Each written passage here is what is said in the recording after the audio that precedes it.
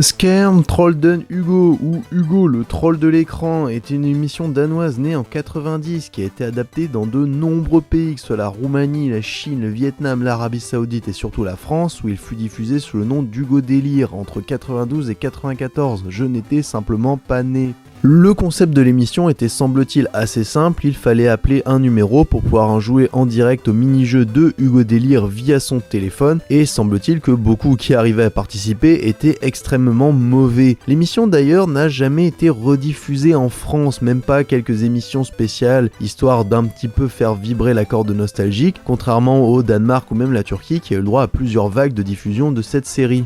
D'ailleurs, j'étais assez surpris d'apprendre que Hugo Délire, c'était pas juste une phase qu'on a eue dans les années 90, l'émission a largement survécu aux années 2000, voire même 2010, et même une chaîne YouTube argentine a proposé l'émission. Puis je vais peut-être en surprendre plusieurs d'entre vous, la licence Hugo n'est tout simplement pas morte, vu que différents jeux vidéo sortent encore aujourd'hui, notamment sur téléphone portable. Mais vous vous en doutez, les jeux qui nous intéressent étant sortis sur Game Boy et Game Boy Color, ils sont forcément plutôt sortis dans les années 90-2000. Période où la saga était particulièrement populaire et a donné le droit à un mini-empire médiatique, que ce soit dans les jeux vidéo ou même dans les émissions télé, vu qu'en dehors du Go Délire, d'autres émissions utilisant le personnage ont existé. Rapidement, le premier jeu sorti de Hugo Délire tout court est sorti en 90 sur Commodore 64, sous le nom de Hugo. Et nous, le premier jeu qui nous intéresse est sorti en 96 sur Game Boy sous le nom de Hugo, et je déteste profondément ce jeu. Et je déteste ce jeu pour deux raisons. La première, c'est que c'est un puzzle platformer particulièrement chiant, long et répétitif que l'on connaît mieux aux États-Unis sous le nom de The Bugs Bunny Crazy Castle 2.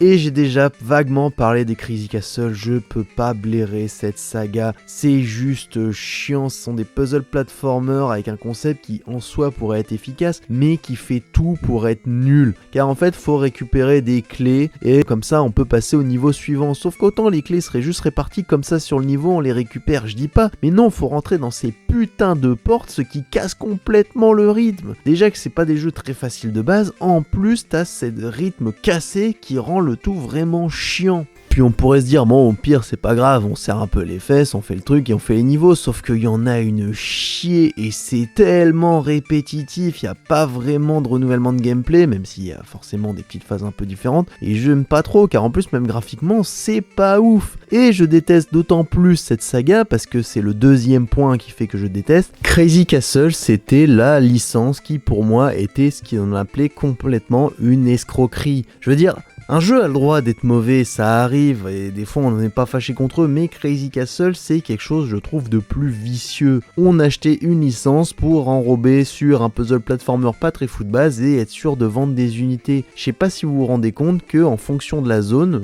donc Japon, Europe, États-Unis, on pouvait avoir 3 fois le même jeu simplement avec des skins différents. Et plus vicelard encore plus, le jeu Hugo sorti en 96 était déjà sorti en Europe en 91 sous le nom de Mickey Mouse. Donc on nous a sorti 2 fois le même putain de jeu, juste avec 2 licences différentes. Bref, on va passer à autre chose. Simplement, je n'ai pas eu la patience d'aller plus loin dans le jeu, car je n'aime vraiment pas ni le gameplay, ni la mentalité qu'il y a eu derrière la création du jeu. Simplement, je ne remercie pas Kemco d'avoir édité et distribué ces jeux, et j'espère que c'est une licence qui restera là où elle est, et qu'on ne ressortira plus jamais de jeu là-dessus.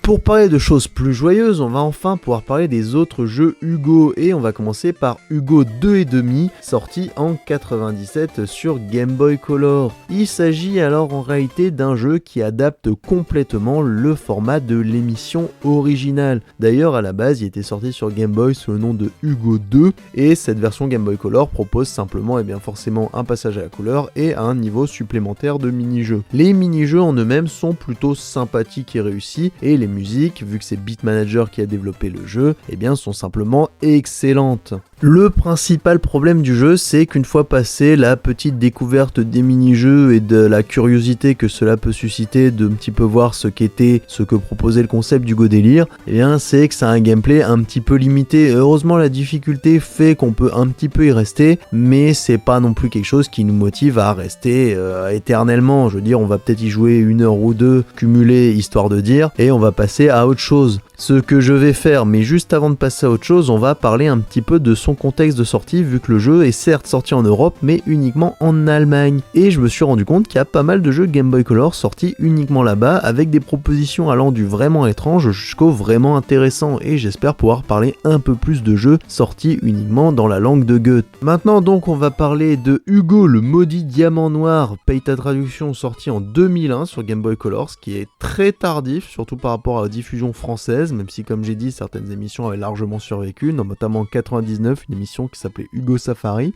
Semble-t-il que c'est la suite d'un autre jeu Hugo qui lui par contre était sorti que sur PC PlayStation, et c'est pas terrible, c'est affreusement répétitif également, mais on sent que ça essaye un peu plus d'adapter l'univers d'Hugo. Le concept est assez simple, en fait faut récupérer des petits diamants comme ça et réussir à tuer les ennemis. J'avoue que j'ai pas très bien compris comment on obtenait ces mots de passe, j'ai l'impression qu'ils arrivaient pas systématiquement, je sais pas si c'est par rapport au score ou c'est par des actions qu'on a fait dans le niveau. En tout cas il y a beaucoup de niveaux différents, le jeu est assez dur et s'avère en réalité très frustrant à cause de ces histoires de mots de passe, et je pense que ça fait partie de ces jeux quand on les avait petits, on a dû poncer les premiers niveaux en boucle sans jamais noter quoi que ce soit, parce que déjà les mots de passe sont ridiculement longs, et aussi parce que c'est pas particulièrement passionnant, il y a quelques semblants de combats de boss, si on peut appeler ça comme ça, et quelques petits bonus à récupérer, mais on est assez proche d'un Crazy Castle dans l'idée, et cependant je trouve qu'ici il y a un peu plus de gameplay, le jeu est un peu plus beau, puis tu sens que ça essaye de raconter un semblant d'histoire par rapport à l'univers adapté. C'est un jeu extrêmement oubliable, et on s'en rappellera plus pour avoir fait partie de l'énorme saga qu'a été Hugo que vraiment parce que c'est un bon jeu. Contrairement au jeu sorti l'année d'après, Hugo le miroir maléfique. Petite originalité, cette fois on ne contrôle pas Hugo mais ses enfants, ceux-ci ayant été enlevés, ces derniers vont devoir récupérer les morceaux d'un miroir pour le libérer. Le concept est un peu plus intéressant, on a un pistolet pour geler nos adversaires, et lorsque ces derniers sont gelés, il faut casser le bloc de glace en fonction de la hauteur, car certains ennemis sont plus compliqués à briser et surtout à geler. D'ailleurs, si jamais ils ont le temps de se décongeler, ils deviennent beaucoup plus agressifs. J'ai personnellement plutôt bien apprécié le jeu, mais je pense que j'ai un peu de nostalgie dessus car j'avais beaucoup joué à la version GBA et j'ai appris à ma grande surprise qu'il y avait une version Game Boy Color. Cette version est assez dure en réalité, dès qu'un ennemi nous touche, on meurt, et très rapidement il y a ces fichues pierres qui font ramener les ennemis à la vie qu'il faut casser très vite. C'est un jeu qui est assez difficile mais qui je trouve est bien plus dynamique et fun que les jeux qu'on a précédemment évoqués. Je pense que celui-ci vous pourrez y jeter un petit coup d'œil, c'est plutôt sympathique, il y a des combats de boss, c'est assez dynamique, il n'y a pas forcément de gros renouvellements dans le gameplay, mais personnellement j'ai bien apprécié le passage sur le miroir maléfique, donc celui-là ça vaut un petit peu le coup. Puis bon allez, pour marquer le coup, vu qu'on a déjà parlé pas mal de jeux et qu'en plus je viens de l'évoquer, je vais vaguement parler de la version Game Boy Advance du Miroir Maléfique qui est un bien meilleur jeu que la version Game Boy Color, je trouve déjà sympathique. Déjà on peut se sauvegarder, ce qui rend le jeu bien plus finissable, les graphismes sont un peu plus sympathiques, mais faut dire le passage de la Game Boy Color à Game Boy Advance fait qu'on a quand même un gros gap graphique, mais surtout j'ai particulièrement apprécié le fait qu'il est bien plus facile. On a une barre de vie, les ennemis mettent un peu moins de temps à revenir et on a une meilleure vue globale de ce que l'on fait. Le jeu reste quand même un petit peu compliqué, mais j'ai passé également un très bon moment dessus, et c'est un jeu pour le coup que j'ai un peu de nostalgie dessus car j'y jouais quand j'étais petit, j'allais pas très loin, et là le fait d'avoir fini, j'ai trouvé que c'était plutôt sympathique. Et maintenant, j'ai pas de conclusion. Sincèrement, j'ai beau réfléchir, je ne sais pas quoi dire de plus sur cette licence ou avoir les bons mots de la fin. Simplement parce que l'un des jeux je le déteste profondément, un autre est vraiment pas ouf. Il y en a un qui reste bien sympathique mais qui permet surtout de se replonger dans un jeu disparu. Et les deux derniers sont chouettes mais ça reste des jeux extrêmement anecdotiques sur leurs consoles respectives. En fait, l'intérêt de ces jeux, c'est plus d'être le témoignage d'une ancienne époque que l'on peut voir de manière positive ou négative. Positive en se disant qu'à l'époque, on pouvait vraiment faire vivre une licence et on cherchait vraiment à développer un univers autour. Ou négative en se disant simplement qu'on prenait les consommateurs pour des vaches à lait et qu'on exploitait quelque chose qu'ils aimaient bien jusqu'à l'écœurement le plus total. Puis c'est clair que l'autre intérêt de nos jours de ces jeux, c'est de pouvoir s'y replonger en se rappelant avec nostalgie lorsque l'on était petit, en y jouant avec un sourire jusqu'aux oreilles, en se disant que cela représentait toute notre enfance.